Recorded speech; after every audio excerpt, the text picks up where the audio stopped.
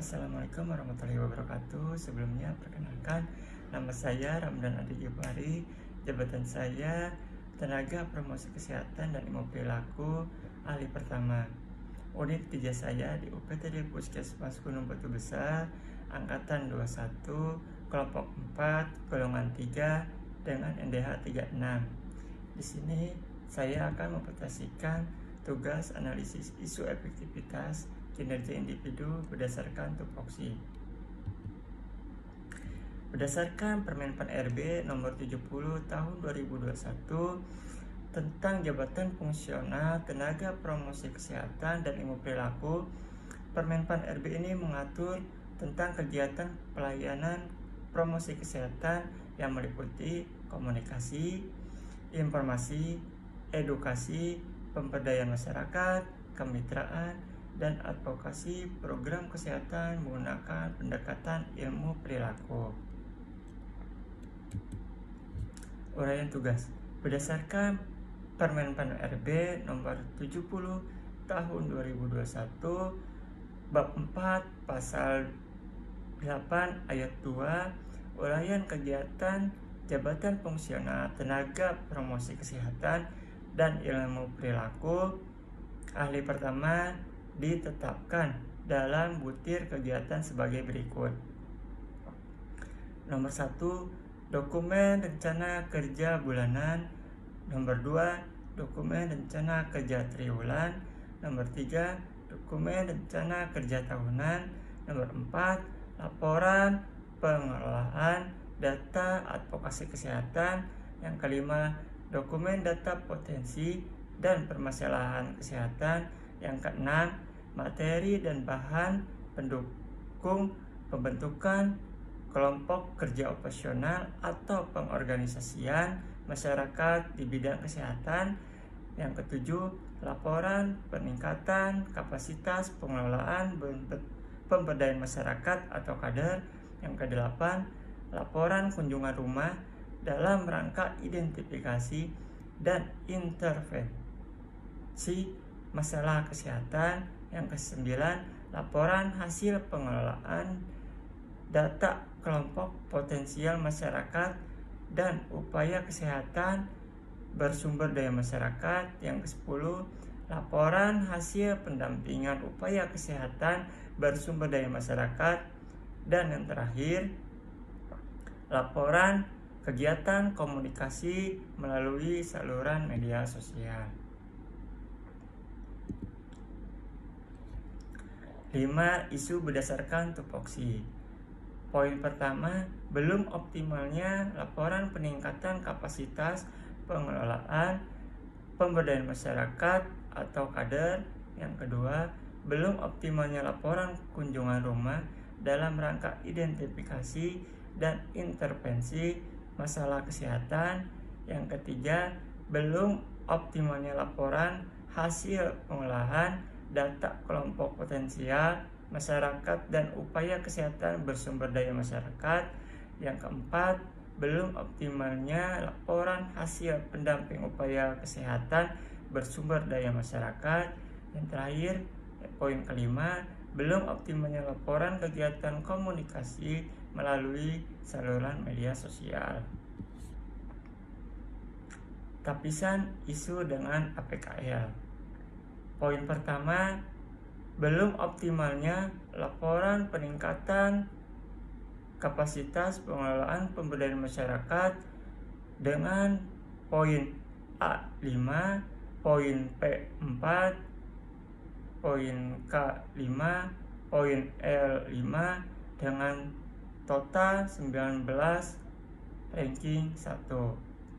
Nomor 2, belum optimalnya laporan kunjungan rumah dalam rangka identifikasi dan intervensi masalah kesehatan dengan poin A5, poin P4, poin K4, poin L4 dengan total 17 ranking 2. 3. Belum optimalnya laporan hasil pengelolaan data kelompok potensial masyarakat dan upaya kesehatan bersumber daya masyarakat dengan poin A 4, P 4, K 3, L 3 dengan total 14, ranking 4.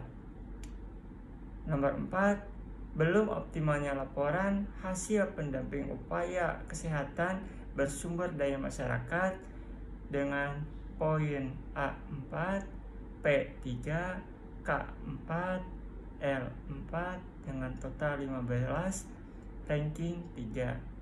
Yang terakhir, 5, belum optimalnya laporan kegiatan komunikasi melalui saluran media sosial dengan poin A4, poin P3, poin K3, poin L3 dengan total 13, ranking 5. Analisis isu dengan USG.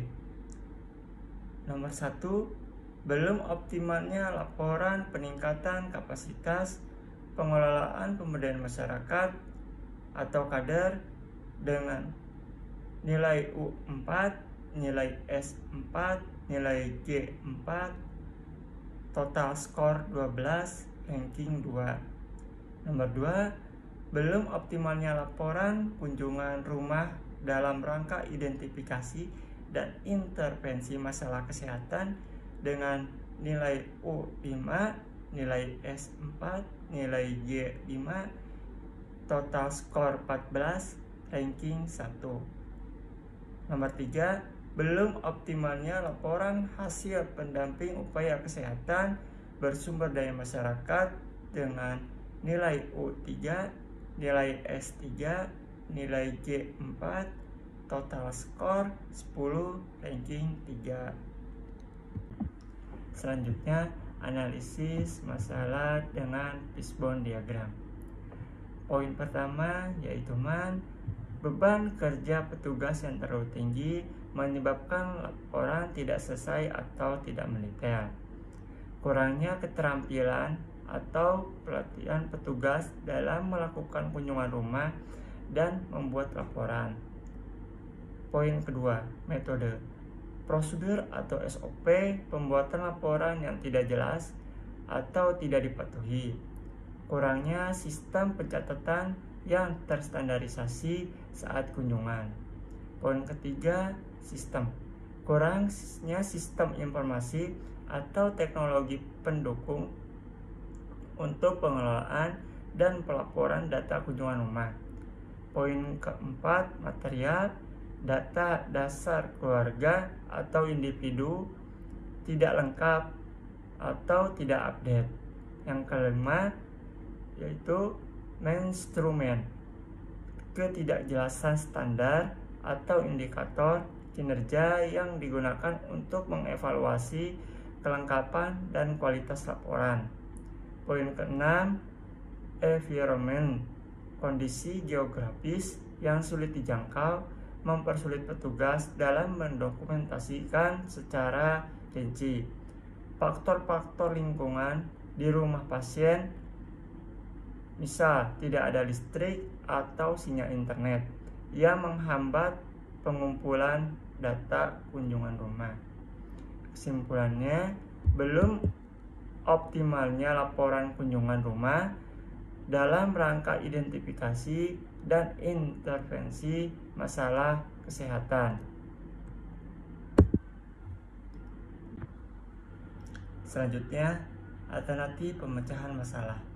Masalah utama yaitu belum optimalnya laporan kunjungan rumah dalam rangka identifikasi dan intervensi masalah kesehatan. Akar masalah. Poin pertama, kurangnya keterampilan atau pelatihan petugas dalam melakukan kunjungan rumah dan membuat laporan. Poin kedua, beban kerja petugas yang terlalu tinggi menyebabkan laporan tidak selesai atau tidak mendetail. Poin ketiga, prosedur atau SOP pembuatan laporan yang tidak jelas atau tidak dipatuhi.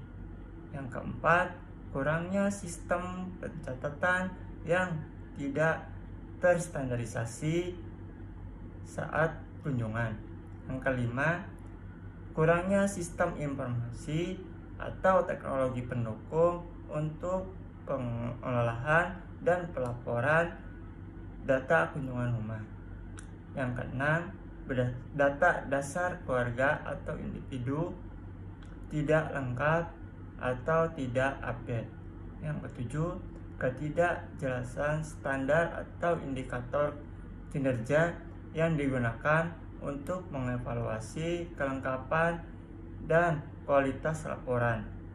Yang kedelapan, kondisi geografis yang sulit dijangkau mempersulit petugas dalam mendokumentasikan secara rinci. Yang kesembilan, faktor-faktor lingkungan di rumah pasien, misal tidak ada internet atau listrik yang menghambat pengumpulan data. Alternatif pemecah masalah. Poin pertama, mengikuti pelatihan berkala soal kunjungan rumah dan pelaporan identifikasi dan intervensi masalah kesehatan. Poin kedua, membentuk supervisi dan memberikan motivasi kepada petugas. Yang ketiga, membuat dan mensosialisasi SOP kunjungan dan pelaporan yang sudah baku. Yang keempat, standarisasi format pelaporan. Yang kelima, pengadaan gadget sederhana dan internet. Yang keenam, update data dasar keluarga dan integrasi laporan ke sistem digital.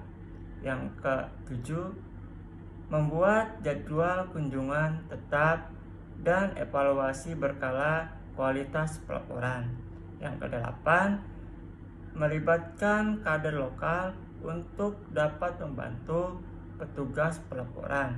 Yang kesembilan, terakhir, libatkan kader lokal untuk dapat membantu petugas kesehatan. Mungkin itu sekian presentasi yang bisa saya dapat sampaikan. Kurang lebihnya mohon maaf. Apabila ada salah-salah kata dari saya, mohon maaf. Terima kasih. Wassalamualaikum warahmatullahi wabarakatuh.